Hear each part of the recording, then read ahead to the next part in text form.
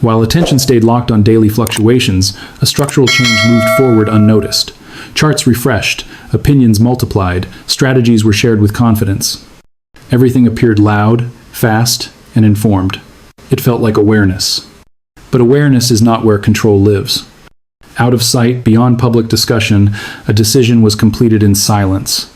No interviews, no leaks, no urgent alerts, just approvals finalized, mechanisms set, and a date chosen. That date is Monday. Not weeks from now, not after preparation. Monday morning, when markets open, the ground shifts. They didn't warn anyone, they acted. There is a place most people will never see. No cameras, no live streams, no trending clips.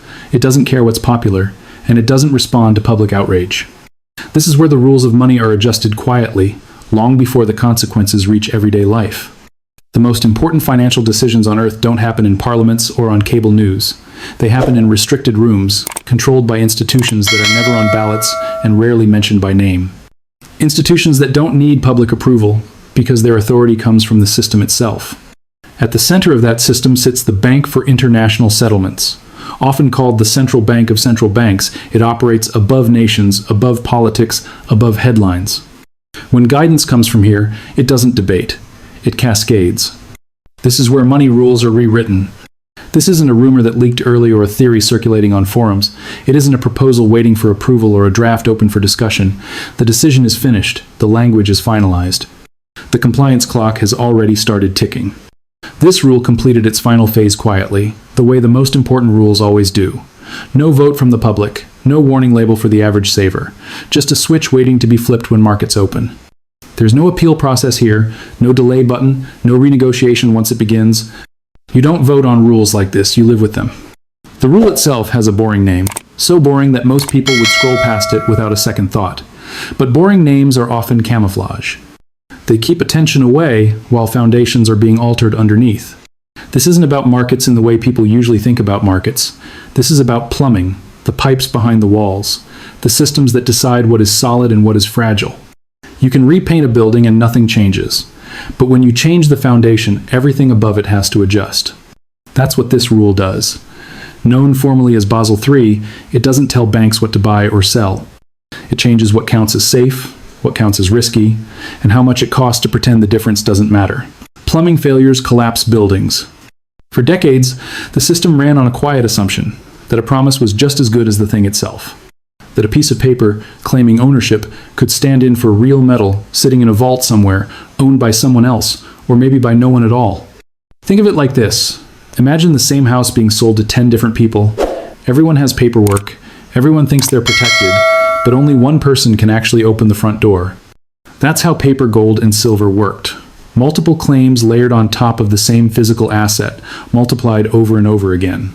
This wasn't a short-term trick. It lasted for generations. It became normal. It became trusted. And because it worked most of the time, no one questioned what would happen if everyone showed up at once. What if your money wasn't really there? Banks didn't build this system because they were evil. They built it because it was efficient. Paper markets allowed them to move massive amounts of value with very little capital tied up. Leverage made returns bigger. Short positions made price control cheaper. And low capital requirements made all of it look safe on paper. As long as confidence held, the system rewarded everyone inside it. Profits grew. Balance sheets expanded. Risk was mathematically minimized, or at least it looked that way. The structure encouraged repetition, not restraint. And for a long time, it worked. Smoothly, quietly. The game worked until it didn't. The new rule doesn't accuse banks of wrongdoing. It does something far more powerful. It changes the cost of behavior. Overnight, assets that were once cheap to hold suddenly become expensive. Positions that looked harmless on a balance sheet now demand real backing. At the center of this shift is a simple idea. If something is risky, it should be funded like it's risky. The net stable funding ratio does exactly that. It asks banks a blunt question. Do you have stable, long-term resources behind the promises you've made? If the answer is no, the penalty kicks in. Paper assets, especially unallocated metal, now carry weight. Not physical weight, financial weight. They strain balance sheets. They tie up capital. They force choices. When rules change, behavior follows. Once the math changed, the first pressure point became obvious. Short positions that were once cheap to maintain suddenly weren't. What used to require a small margin now demanded serious capital. And capital, under the new rules, is no longer something banks can waste. This isn't about fear or market sentiment, it's about compliance. A short position that ties up too much balance sheet space becomes a liability, not a strategy. So, banks do what banks always do when incentives flip. They unwind, quietly, methodically, often before anyone notices. This is why movements start without headlines. Not because someone panicked, but because spreadsheets stopped agreeing. This isn't panic, it's paperwork. When prices rise this way, it confuses people. There's no viral narrative, no sudden excitement on social media, no army of new buyers chanting slogans. And yet, the market moves anyway. That's because this kind of demand doesn't come from belief, it comes from obligation. Banks aren't buying because they feel bullish. They're buying because the rules leave them no alternative. When you must act to stay compliant, timing becomes secondary. Speculation asks permission from confidence. Forced demand doesn't. It arrives on schedule, regardless of mood, regardless of opinion. And when enough large players are pushed in the same direction at the same time, price becomes a side effect, not the goal. Compliance doesn't ask permission. You may have already seen the first hints, without realizing what they were. Strange pauses, thin liquidity, sudden gaps where orders used to be, moments when the market felt hesitant, as if it was holding its breath. These weren't technical glitches, and they weren't accidents, they were preparation. When insiders know a rule change is coming, they don't charge forward. They step back. Market makers pull orders. Algorithms are adjusted. Exposure is reduced. No one wants to be caught standing on the wrong side of a rule when the clock runs out. To the public, it looks like nothing, or noise, or coincidence. But silence, in markets, is rarely empty. It's often intentional. Silence is often the loudest signal. For a long time, gold sat in an awkward category, treated like a risky asset, lumped in with things that fluctuate, things that can fail, things that need to be discounted just in case. On paper, it was handled more like a stock than money. That changed. Under the new framework, gold is no longer viewed as something that needs to be hedged against. It's treated as something that does the hedging, a stabilizer, a backstop. In simple terms, it moved up the safety ladder, from questionable to dependable. For banks, this isn't just an accounting tweak. It's psychological. Assets once tolerated are being replaced by assets that are trusted. When an institution built on risk management decides something is risk-free, it sends a message far beyond the balance sheet. Money just remembered what it trusts. We've been here before, even if it doesn't feel like it. History rarely repeats itself in obvious ways. It doesn't use the same headlines or the same language. But it follows the same patterns, especially when it comes to money. In 1971, the world was told a technical adjustment was being made, a temporary measure, a quiet decision that most people didn't understand at the time. When Richard Nixon closed the gold window, there were no riots in the streets, no countdown clocks, just a rule change that rewired the global financial system overnight. Currencies drifted, prices adjusted, wealth moved. Not immediately, but inevitably. That's what makes moments like this dangerous and powerful at the same time. Rules don't repeat. They don't need to. The consequences do. When banks begin buying hard assets, something else has to happen at the same time. They don't create new value out of thin air to pay for them. They exchange, and what they exchange is currency. This isn't about politics or confidence or narratives. It's basic arithmetic. If dollars are sold to acquire metal, the supply of dollars increases relative to what backs them. More units chasing the same foundation. The pressure doesn't show up all at once, but it builds. Currencies don't collapse dramatically at first. They erode, quietly, gradually. Purchasing power thins out at the edges. Everyday costs rise before people understand why. It feels disconnected, even though it isn't. When real assets are pulled upward by demand, paper claims absorb the strain. Something has to give. As balance sheets tighten, lending feels the pressure next. When banks are required to hold more capital against what they already own, they have less flexibility to extend new credit. Not because they don't want to, but because the math no longer allows it. This doesn't stay trapped in financial theory. It shows up in daily life. Mortgages become harder to qualify for. Business loans take longer to approve, or never do. Expansion plans pause. Hiring slows. The system quietly shifts from abundance to caution. Credit is the bloodstream of the economy. When it slows, everything downstream feels heavier, more expensive, more fragile. Most people won't connect it to a rule passed months earlier in a distant room. They'll just feel that something changed. Tighter money feels personal. This is where pressure comes from both directions at once. Growth slows because credit tightens, but prices don't fall the way they're supposed to. Essentials still cost more. Energy stays expensive. Food doesn't get cheaper just because lending dries up. That combination has a name history remembers well: stagflation. It's the environment policymakers fear most because there's no clean lever to pull. Raise rates and you crush growth. Cut rates and prices run even hotter. Every move solves one problem by making another worse.